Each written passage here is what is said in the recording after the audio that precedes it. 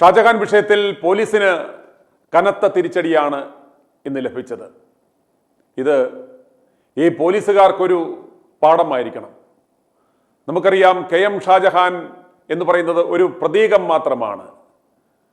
സത്യം വിളിച്ചു പറയുന്ന ഡിജിറ്റൽ മാധ്യമങ്ങളുടെ ഒരു പ്രതിനിധി. ഇദ്ദേഹത്തിനെതിരെ ഇപ്രകാരം അട്രാക്ട് ചെയ്യാത്ത വകുപ്പുകളിട്ട് ഇദ്ദേഹത്തിനെതിരെ കേസ് രജിസ്റ്റർ ചെയ്യുവാൻ പ്രധാനപ്പെട്ട കാര്യം നമുക്കറിയാം. തദ്ദേശ സ്വയംഭരണ സ്ഥാപനങ്ങളിലേക്കുള്ള നിയമസഭയിലേക്കുള്ള തിരഞ്ഞെടുപ്പുകൾ പടിവാതിക്കലെത്തി നിൽക്കുകയാണ്. ഈ സമയത്ത് സത്യം വിളിച്ചു പറയുന്ന ഇത്തരം ഓൺലൈൻ മാധ്യമങ്ങളാണ് ഇവരുടെ കണ്ണിലെ കരട്. പ്രമുഖ മാധ്യമങ്ങൾക്കെല്ലാം, മുഖ്യധാരാ മാധ്യമങ്ങൾ എന്ന് പറയുന്നവർക്കെല്ലാം ഓരോ മാസവും PRDയിൽ നിന്നും കോടികളുടെ പരസ്യമാണ് കൈക്കൂലിയായി സംസ്ഥാന സർക്കാർ നൽകുന്നത്. ഇപ്രകാരം കോടികൾ പരസ്യം കൈനീട്ടി മേടിക്കുന്ന ഈ മാധ്യമങ്ങൾ ഇവർക്ക് ചെകിടി വേല ചെയ്ത് കൊടുക്കേണ്ടുന്നത് അവരുടെ ഗതികേടാണ്. പരസ്യം ലഭിക്കുന്ന ഇത്തരം മാധ്യമങ്ങൾക്ക് സർക്കാരിനെ വിമർശിക്കുവാൻ പേടിയാണ്. സർക്കാരിൻ്റെ കള്ളക്കമ്മട്ടങ്ങൾക്ക് കൂട്ടുനിൽക്കേണ്ടുന്നത് അവരുടെ ബാധ്യതയാണ്. കാരണം ഈ തീവട്ടിക്കൊള്ളയുടെ ഒരു പങ്ക് പരസ്യരൂപേണ ഇവർക്ക് ലഭിക്കുന്നുണ്ട്. അതുകൊണ്ട് ഈ മാധ്യമങ്ങൾ എന്ന് പറയുന്നത് ഈ തീവട്ടിക്കൊള്ളയുടെ ഒരു അംശം പറ്റുന്നവരാണ്. അതുകൊണ്ട് സർക്കാരിന് വേദനിക്കുന്ന, സർക്കാരിന് മുറിവുണ്ടാകുന്ന ഒരു കാര്യങ്ങളും അവർ ചെയ്യില്ല. എന്നാൽ അവർ ഒരു ബാലൻസ്ഡ് ആണ് എന്ന് വരുത്തി തീർക്കുവാൻ ചില നാടകം കളിക്കുന്നു. അത് നമ്മൾക്കാർക്കും മനസ്സിലാകുന്നില്ല എന്ന് മാത്രം. പ്രിയപ്പെട്ട പ്രേക്ഷകരെ, i2 ന്യൂസ് മുൻപ് പറഞ്ഞിട്ടുണ്ട്, ഇന്നിവിടെയുള്ള ഓരോ മാധ്യമങ്ങളും ഓൺ ചെയ്യുന്നത് ആരാണെന്ന് മാത്രം നിങ്ങൾ നോക്കിയാൽ മതി. പാർട്ടിയുടെ ഉടമസ്ഥതയിലുള്ള പത്രമുണ്ട്. പാർട്ടിയുടെ നേതാക്കന്മാരുടെ കള്ളപ്പണം കൊണ്ട് മറ്റുള്ള ബിനാമികളെ മുന്നിൽ നിർത്തി നടത്തുന്ന ചാനലുകളുമുണ്ട്. ഏതാണ്ട് ഒരു 100-150 കോടി രൂപയുടെ റവന്യൂ മാത്രം സ്കോപ്പുള്ള ഈ കേരള മാർക്കറ്റിൽ ഇന്ന് എത്ര മാധ്യമങ്ങളാണുള്ളത്? അവർക്ക് ലഭിക്കുന്ന പരസ്യ വരുമാനം നിങ്ങളൊന്ന് നോക്കിക്കഴിഞ്ഞാൽ ശമ്പളം കൊടുക്കുവാനുള്ള റവന്യൂ പോലും കിട്ടാത്ത മാധ്യമങ്ങളാണ് ഒരു 80%. ഈ മാധ്യമങ്ങൾ എങ്ങനെ സർവൈവ് ചെയ്യുന്നു? ഈ മാധ്യമങ്ങളുടെ ഇടയിലേക്കാണ് ഈ അടുത്ത നാൾ ഈ മുട്ടൽ മരമുറി കൊള്ളക്കാരന്മാരുടെ ഒരു പുതിയ ചാനൽ, പൂട്ടിപ്പോകാറായി നിന്ന ആ ചാനലിനെ വിലക്കെടുത്ത് അവർ ഇന്ന് കാണുന്ന ഈ നിരയിലേക്ക് എത്തിയത്. കോടികൾ പമ്പ് ചെയ്തും പണമിട്ടും സർക്കാർ സംവിധാനങ്ങളിൽ നിന്ന് ലഭിക്കുന്ന ചൂടൻ വിവരങ്ങൾ ഉപയോഗിച്ച്, ആ സർക്കാർ സംവിധാനം ഉപയോഗിച്ച്, അവർ ചോർത്തി കൊടുക്കുന്ന വിവരങ്ങൾ വെച്ച്, ഇവരുടെ കള്ളപ്പണം ഉപയോഗിച്ച് ഈ മാധ്യമത്തെ, ഇന്ന് അവൈലബിളായ പ്രധാനപ്പെട്ട മാധ്യമ വേശികളെ തന്നെ മുന്നിൽ നിർത്തി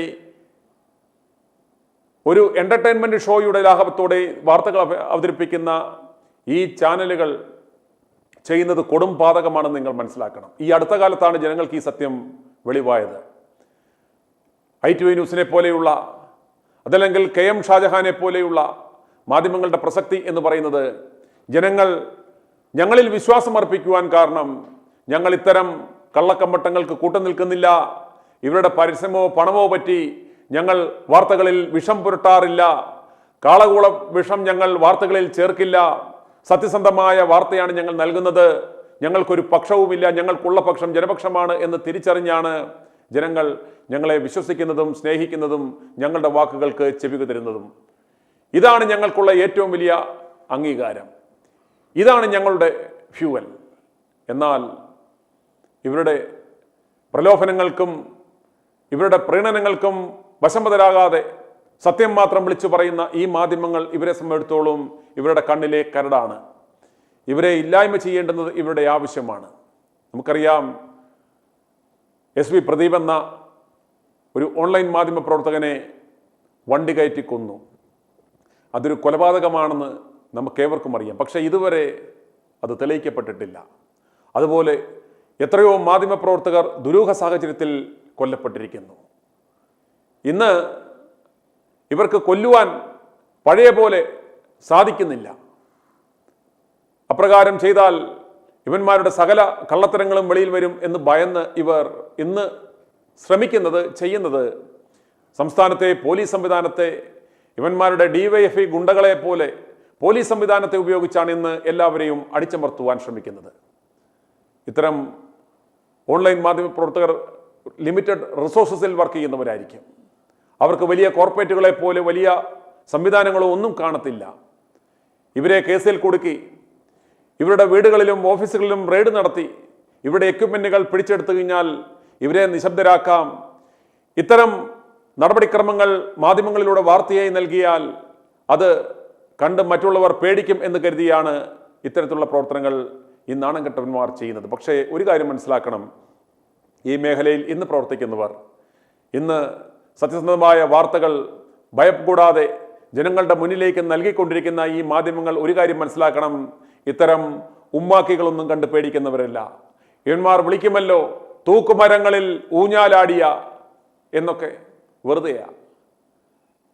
ഈ പറയുന്ന മാധ്യമപ്രവർത്തകർ യഥാർത്ഥത്തിൽ ഓരോ ദിവസവും ഞാൻ മുൻപ് പറഞ്ഞതുപോലെ ഒരു മരണത്തെ മുന്നിൽ കണ്ടുകൊണ്ട് ഇന്ന് ഞാൻ ജയിലിലേക്ക് പോകേണ്ടി വരും എന്ന പ്രതീക്ഷയോടെ തന്നെയാണ് ഓരോ ദിവസവും വാർത്തകൾ അവതരിപ്പിക്കുന്നതും കടന്നു പോകുന്നതും. ഓരോ ദിവസവും അവരെ സംബന്ധിച്ചിടത്തോളം അവരുടെ നീട്ടിക്കിട്ടുന്ന ജീവിതം എന്ന് പറയുന്നത് ഒരു ബോണസാണ്. അത്തരക്കാരെ ഇത്തരം ഉമ്മാക്കികൾ കണ്ട് പേടിപ്പിക്കുവാൻ സാധ്യമല്ല. ഞങ്ങളെപ്പോലെയുള്ള മാധ്യമപ്രവർത്തകരുടെ ഏക പ്രതീക്ഷയും അത്താണിയും അവസാന ആശ്രയവും ബഹുമാനപ്പെട്ട കോടതികളാണ്.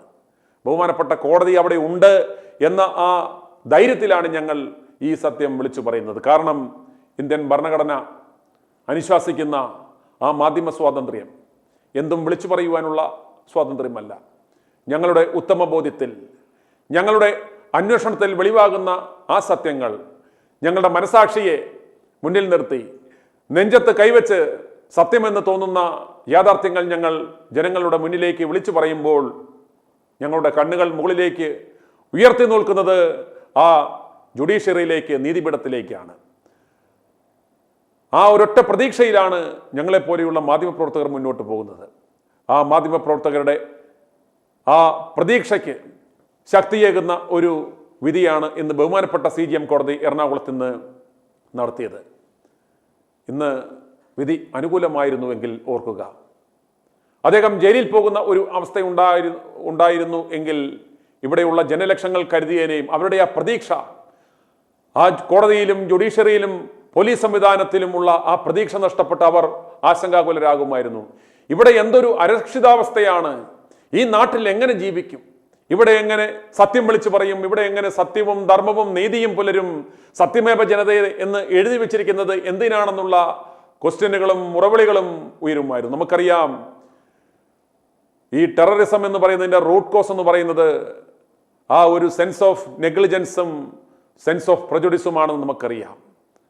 ഒരു ജനാധിപത്യ സംവിധാനത്തെ, ഒരു സത്യം പറയുന്ന, ഒരു സത്യം പുലരാൻ ആഗ്രഹിക്കുന്ന ജനങ്ങളെ അധർമ്മ മാർഗത്തിലൂടെ അടിച്ചമർത്തുവാൻ ശ്രമിച്ചാൽ അവർ റിവോൾട്ട് ചെയ്യും, അവരുടെ മനസ്സ് മാറും, അവർ ഭരണകൂടത്തോടും ജുഡീഷ്യറിയോടും എല്ലാം ഒരു പ്രതികാര മനോഭാവത്തോടെ പെരുമാറുന്ന ഒരു സംവിധാനം വരും. അത് നമ്മുടെ ആ ജനാധിപത്യ സംവിധാനത്തെ തകർക്കും.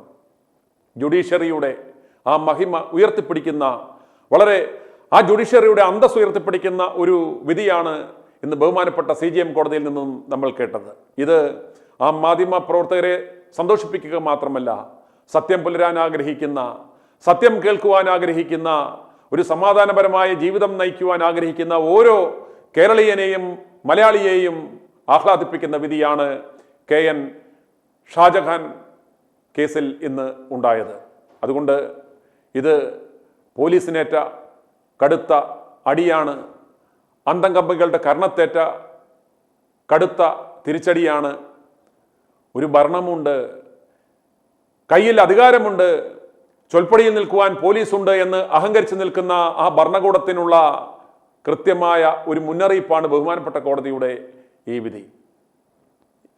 ജനങ്ങൾ നിങ്ങളെ ഏൽപ്പിച്ച അധികാരം എന്ന് പറയുന്നത് ജനാധിപത്യത്തിൻ്റെ കാവലാളായി, ജനങ്ങളുടെ സംരക്ഷകരായി ഇവിടെ നീതിയും ധർമ്മവും പുലരുവാൻ, ജാതി മത വർഗ വിദ്വേഷമന്യേ ഒന്നായി ജീവിക്കുവാൻ ഉണ്ടാകേണ്ടുന്ന ഒരു അവസ്ഥ ഉണ്ടാക്കേണ്ടുന്ന, അതിന് ചുക്കാൻ പിടിക്കേണ്ടുന്ന, അതിന് നേതൃത്വം നൽകേണ്ടുന്ന ഒരു ജനാധിപത്യ സംവിധാനം, ഒരു ജനാധിപത്യ സർക്കാർ, ഒരു തൊഴിലാളി വർഗ പാർട്ടി എന്ന് പറയുന്നത് ഇത്തരം അപവാദങ്ങൾ ഉണ്ടാകുമ്പോൾ, തങ്ങളുടെ നേതാക്കന്മാർക്കെതിരെ അപവാദങ്ങൾ ഉണ്ടാകുമ്പോൾ അത് വിളിച്ചു പറഞ്ഞ രാജാവ് നഗ്നനാണ് എന്ന് വിളിച്ചു പറഞ്ഞ ആ കുഞ്ഞിൻ്റെ കഴുത്തറക്കുവാൻ രാജാവ് വിധിക്കുന്നത് പോലെയാണ് സത്യം വിളിച്ചു പറയുന്ന മാധ്യമപ്രവർത്തകരുടെ വായിൽ ഈയം ഉരുക്കി ഒഴിക്കുവാൻ നോക്കുന്നത്. അതിന് നമ്മുടെ ജുഡീഷ്യറി അനുവദിക്കത്തില്ല എന്ന ആ പ്രതീക്ഷ മുന്നോട്ട് പോകുവാൻ, മുന്നോട്ട് കുതിക്കുവാൻ നമുക്ക് കേരളത്തിലെ ജനങ്ങൾക്ക് ശക്തി തരുന്നു. i2i News, an eye for truth. i2i News subscribe ചെയ്തിട്ടില്ലാത്തവർ ഇപ്പോൾ തന്നെ സബ്സ്ക്രൈബ് ചെയ്യുക. നോട്ടിഫിക്കേഷൻ ലഭിക്കുവാൻ ബെൽ ബട്ടണും അമർത്തുക.